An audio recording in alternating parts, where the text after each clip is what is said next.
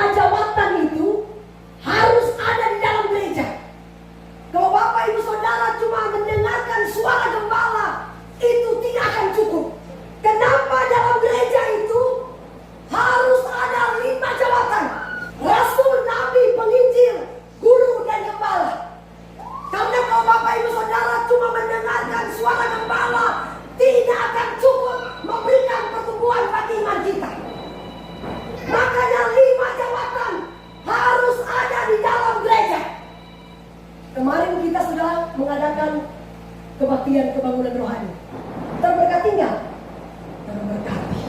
Kalau mungkin saya sebagai gembala khotbah keras, pasti jemaat akan ngambek, ngamuk, keluar dari gereja. Tapi kalau penginjil yang datang, mata tatanan, iya toh? Karena penginjil, betul nggak Bu? Makanya penting, saudara, ada kebaktian kebangunan rohani diadakan oleh penginjil. Ya. Bisa juga ada yang punya talenta mengajar. Saudara,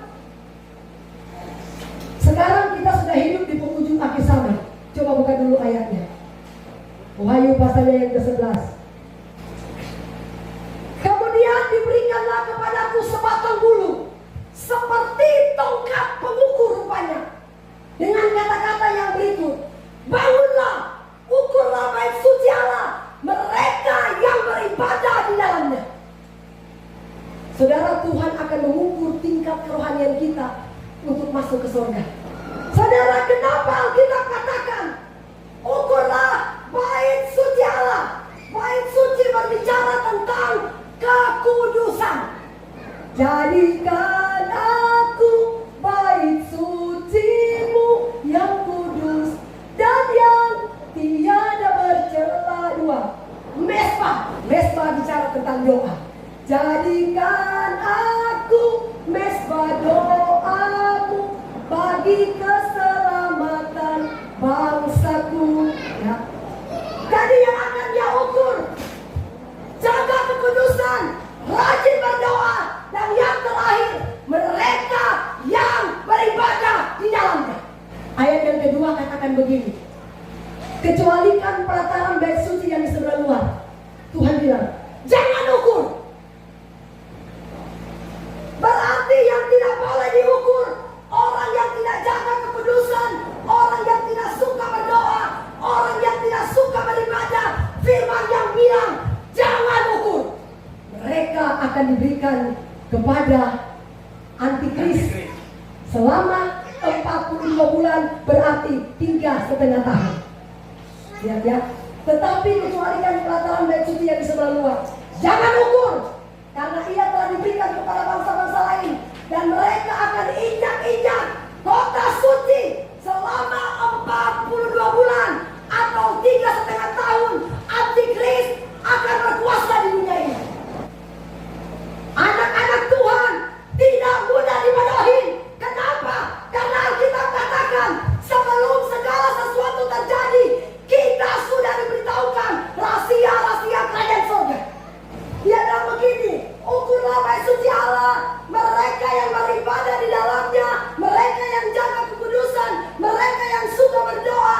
Alkitab katakan sebelum antikris datang berkuasa di dunia ini, gereja Tuhan yang menjaga kekudusan, rajin berdoa, suka beribadah, dia sudah terangkat di atasnya. Amin. Coba kita buka dulu ayatnya. Wahyu pasal yang ke-6 ayat yang ke-6. Dan aku mendengar seperti ada suara di tengah-tengah keempat makhluk itu berkata, secupak gandum sedinar.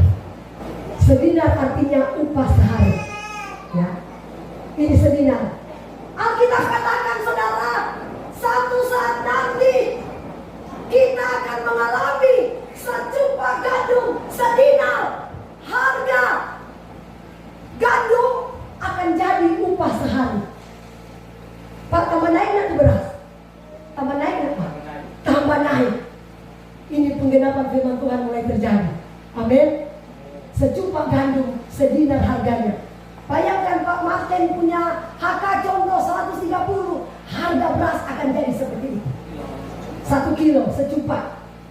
Amin. Karena ini Alkitab yang katakan, bukan bukan ibu pendeta yang katakan, tapi dia bilang, ya, orang yang jaga kekudusan, rajin beribadah, rajin berdoa, dia bilang, jangan rusakkan minyak dan anggur. Minyak berbicara pengurapan Roh Kudus. Amin. Anggur berbicara tentang firman Allah. Tanda-tanda zaman Alkitab sudah bilang akan terjadi gempa bumi di mana-mana, peperangan di mana-mana. So terjadi nggak, Pak? Kelaparan di mana-mana. Terjadi nggak? Sementara digenapi. Wahyu pasal 13 ayat 17. Dan tidak seorang pun yang dapat membeli atau menjual selain daripada mereka yang memakai tanda itu, yaitu nama binatang itu atau bilangan namanya. Yang penting di sini ialah hikmat. Barang siapa yang bijak, baiklah yang menghitung bilangan binatang itu, karena bilangan itu adalah 666 itu angka antikris. Walaupun kita punya uang banyak di bank, ada triliun, ada miliaran, Alkitab katakan saudara, tidak ada seorang pun yang bisa membeli bahkan menjual kalau kita tidak pakai tanda mikrochip atau chip yang mereka akan pasang di tubuh manusia. Tidak ada seorang pun yang bisa membeli, Pak, karena antikris akan menguasai perekonomian dunia. Firman Tuhan berkata, tidak ada seorang pun bisa membeli dan menjual tanpa tanda itu. Ini yang bilang Alkitab, bukan pendeta yang bilang. Saya cuma menjelaskan tentang Alkitab supaya kita tahu rahasia akhir zaman. Wahyu 9 ayat 6. Mulai sekarang setialah sungguh-sungguh cari Tuhan. Jangan main-main lagi. Kalau saudara lihat di berita-berita di YouTube atau di TV atau di mana saja saudara lihat, dunia ini semakin hancur. Kalau kita nggak berlindung kepada Tuhan, kasihan deh. Ya. Pada masa itu, ini pada masa antikris, orang-orang akan cari mati, mau pilih mati. Dia bilang, tetapi mereka tidak menemukannya. Mereka akan ingin mati, tetapi maut lari dari mereka. Antikris tanya, Bu, pilih Yesus atau pilih mereka? Kalau ibu pilih Yesus, engkau disiksa. Kalau engkau pilih mereka, engkau langsung ditanda chip. Firman Tuhan katakan, kalau kita sudah pakai chip mikrochip di tubuh, kita akan minum cawan murka Allah. Bukan di ayatnya. Wahyu 14 ayat 90. Dan seorang malaikat lain, malaikat ketiga, menyusul mereka dan berkata dengan suara nyaring, jikalau seorang menyembah binatang dan patungnya itu dan menerima tanda apa? Tanda mikrochip atau barcode. Menerima tanda pada dahinya di sini ya, atau pada tangannya terus, maka ia akan minum dari anggur murka Allah yang disediakan tanpa campuran dalam cawan murkanya. Ia akan disiksa dengan nyala api belerang di depan mata malaikat-malaikat kudus dan di depan mata anak domba. Berarti itu neraka. Jadi antikris akan berkuasa, Pak. Dia tanya, mana kamu pilih, Yesus atau antikris? Kalau kita pilih dia, kita harus sembah dia dengan catatan harus pasang ini mikrochip.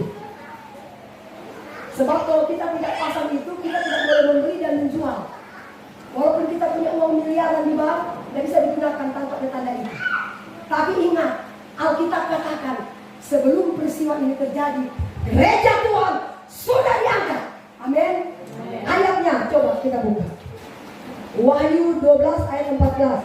Kepada perempuan itu diberikan kedua sayap burung nasar yang besar, supaya ia terbang ke tempatnya di padang gurun, di mana ia dipelihara jauh dari tempat ular itu selama 1 masa, 2 masa, setengah masa, atau 3,5 tahun.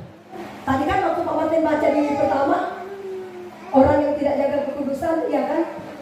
Orang yang tidak suka berdoa, tidak suka beribadah, dia akan disiksa selama 42 bulan atau 3,5 tahun oleh antikris. Tapi Alkitab katakan, ya, kepada perempuan itu diberikan kedua sayap. Perempuan itu siapa? Perempuan itu gereja Tuhan. Gereja Tuhan diberikan dua sayap. Apakah dua sayap itu? Dua sayap firman dan Roh Kudus yang akan terbang jauh dari tempat ulang atau antikris selama 1 masa, 2 masa, setengah masa, atau 3,5 tahun. Berarti sebelum antikris datang menyiksa bumi, orang-orang yang tinggal di bumi, gereja Tuhan yang taat melakukan firman Allah, kita sudah terangkat. Amin. Makanya kita tidak perlu takut. Kenapa penting sekali beribadah? Supaya rahasia firman Allah itu diberitakan bagi kita, supaya kita tidak mudah dibodohi. Amin. Jadilah berkat buat orang-orang yang tidak bergereja. Sampaikanlah berita ini. Jangan cuma kita yang ingin selamat. Kita mau, kita pe keluarga, kita pe orang tua, kita pe teman, kita pe sahabat, siapapun, kita sama-sama terangkat.